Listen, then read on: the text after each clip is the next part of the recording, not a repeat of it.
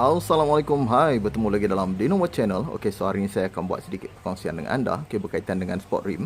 Okey, so apakah kelebihan dan kekurangan yang ada pada sport rim yang bersaiz kecil ni? Okey, jom kita sama-sama tengok.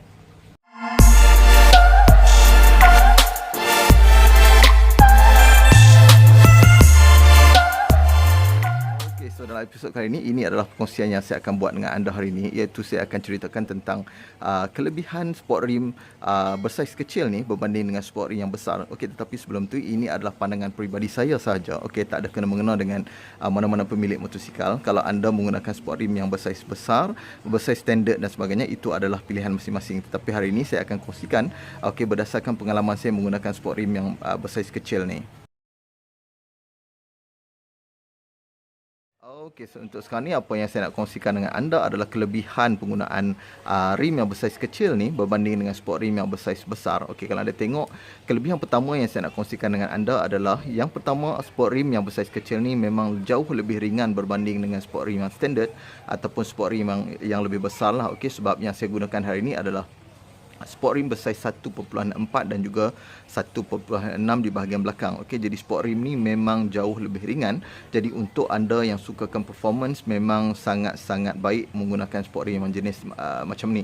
Sebab apabila anda menggunakan sport rim yang lebih ringan, anda telah mengurangkan bebanan kepada enjin motosikal dan juga meningkatkan sedikit kuasa kepada motosikal anda dari sudut performance. Okey, itu yang pertama. Yang kedua yang saya dapat kongsikan dengan anda hari ini dari sudut kelebihan sport rim ni adalah, okey, kalau anda menggunakan sport rim yang bersaiz kecil seperti ini, sudah tentu harga sport rim dan juga harga tayar akan jauh lebih murah berbanding dengan tayar yang lebih besar. Kalau anda tengok di pasaran, memang saiz tayar dan juga saiz sport rim yang kecil ni memang lebih murah lah. Okey, so sebagai contoh, sport rim yang saya beli ni adalah daripada Shopee. Kalau anda tengok saiz sport rim yang bersaiz begini, okey, harganya adalah sekitar RM180 sahaja. Okey, dan juga kalau anda tengok tayar hadapan dan belakang ni memang sangat-sangat murah, iaitu sekitar RM70 ke RM80 sahaja. Okay, yang saya gunakan adalah Maxxis Woolen dan juga bahagian belakang saya gunakan Maxxis Diamond. Jadi tayar ni jauh lebih murah berbanding dengan tayar yang lebih besar lah. Kalau anda gunakan saiz 90-80 ataupun belakang anda gunakan 120-80, memang harga akan jauh lebih tinggi lah. Okay, so ini adalah kelebihan yang kedua yang anda akan dapati apabila anda menggunakan sport rim yang bersaiz kecil seperti ini.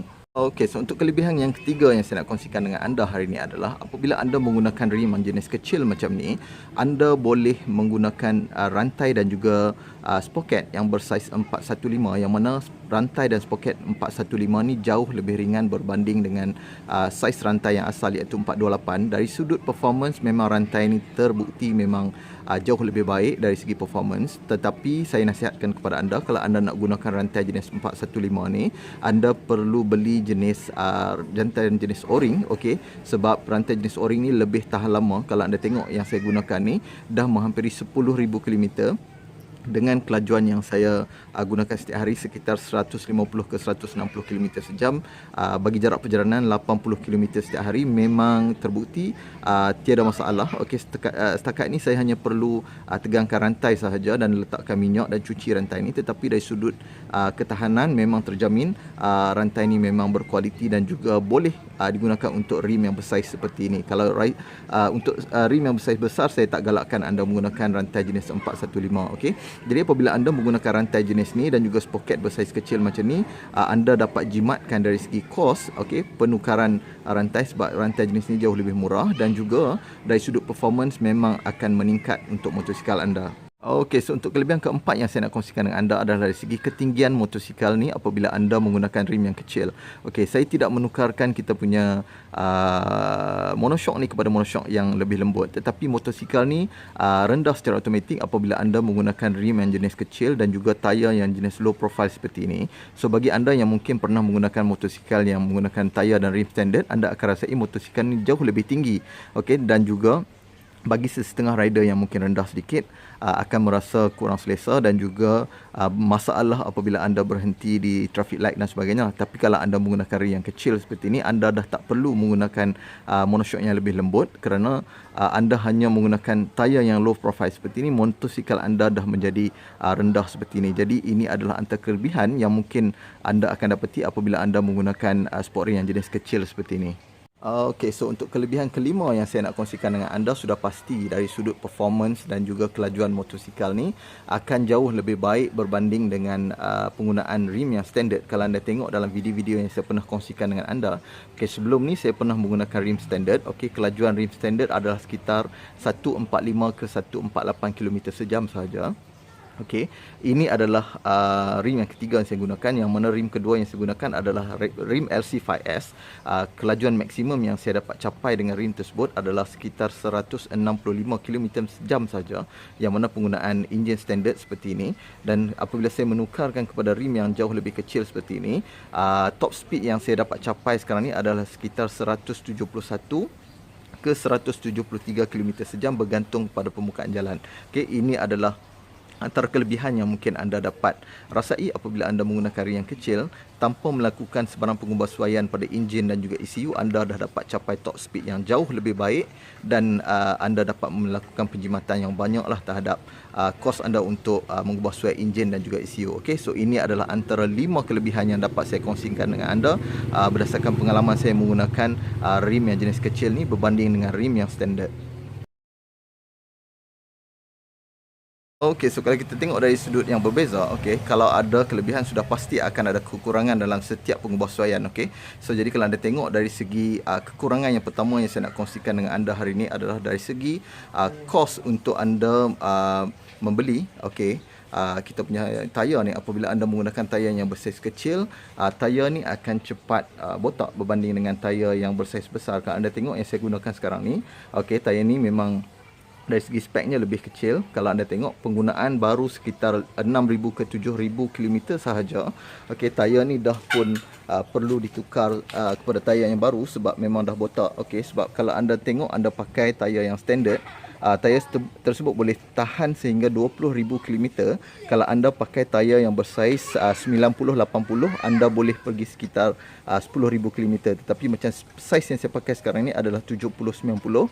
Okey, tayar ni hanya boleh digunakan sekitar 7,000 km sahaja. Jadi untuk anda yang menukarkan tayar seperti ini, memang kos anda akan lebih tinggi untuk penggunaan yang kerap. Tetapi macam kelebihan yang saya tunjukkan kepada anda tadi adalah penukaran tayar memang murah dari segi harga, tetapi anda yang menggunakan motosikal ni setiap hari, kos anda akan lebih tinggi sebab anda perlu menukarkan tayar ni lebih kerap berbanding dengan tayar yang lebih besar. Okey, so ini adalah antara kekurangan yang mungkin ada pada tayar yang jenis kecil ni. So, untuk kekurangan yang kedua yang ada pada tayar yang jenis kecil ataupun rim yang kecil ni adalah dari segi kontak tayar dengan permukaan jalan adalah amat minimal. Jadi kalau anda tengok apabila anda berada pada sesuatu kelajuan yang tinggi, anda akan rasai motosikal anda akan sedikit bergoyang kerana kontak tayar anda dengan permukaan jalan adalah sedikit saja. Jadi anda tak boleh terlalu fokus kepada top speed yang terlalu tinggi sebab dibimbangi kalau anda tak lakukan pengubasan yang betul dari segi ketinggian motosikal dan juga handle anda tak dikunci dengan betul. Mungkin motosikal anda akan terasa lebih teruk lah dari sudut goyangan tersebut. Okey, jadi ini adalah antara kekurangan yang mungkin ada pada tayar dan juga rim yang jenis kecil seperti ini.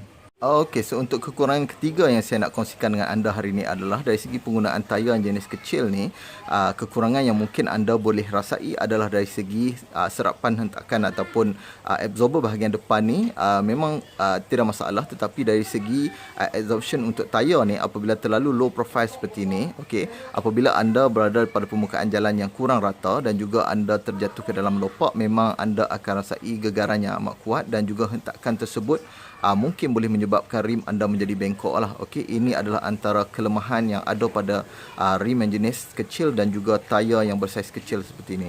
Okey, so untuk kekurangan yang seterusnya yang saya nak bagi tahu adalah kekurangan yang keempat yang mungkin anda akan rasai daripada penggunaan rim yang jenis kecil ni adalah dari segi ralat GPS yang mungkin anda akan rasai. Okey, yang mana kalau standard untuk motosikal S1 VF3i ni mungkin sekitar 10 ke 15 km sejam saja ralatnya. Tetapi apabila anda menggunakan rim yang jenis kecil, mungkin setengah daripada anda yang mungkin partikular tentang penggunaan GPS, anda mungkin akan merasai ralat yang lebih tinggi sekitar 18 ke 20 km sejam. Jadi untuk saya memang tak ada masalah sebab bukan kita nak tumpukan kelajuan tersebut pada penggunaan GPS, tetapi sekadar untuk keselesaan penggunaan harian dan keseronokan kita memandu motosikal ni memang bagi saya tiada masalah. Tetapi bagi anda yang mungkin partikular tentang benda tersebut, ini adalah antara kekurangan yang mungkin anda akan rasai.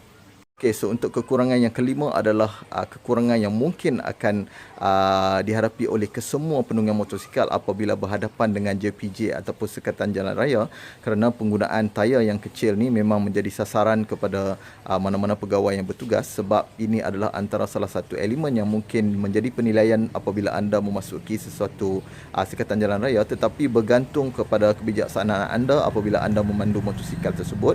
Okey, jadi kalau anda memang disyaki ataupun suspek utama untuk anda dikesan melakukan kesalahan, mungkin anda akan ditahan. Tetapi untuk pengalaman saya memandu motosikal ni memang tiada pernah mengalami sebarang masalah apabila melalui sekatan jalan raya, kerana mungkin dari aspek disiplin yang lain, penggunaan vest dan juga nombor plate yang mengikut spesifikasi, itu adalah antara perkara yang boleh menyebabkan kita terlepas daripada sekatan jalan raya. Tetapi bagi anda yang risau, ini adalah antara elemen yang mungkin menjadi masalah apabila anda menunggang motosikal yang diubah suai, dan juga penggunaan tayar yang kecil ni adalah antara perkara yang menjadi satu kesalahan apabila anda melalui sekatan jalan raya. Okey, so ini adalah kekurangan yang kelima yang mungkin akan anda rasai.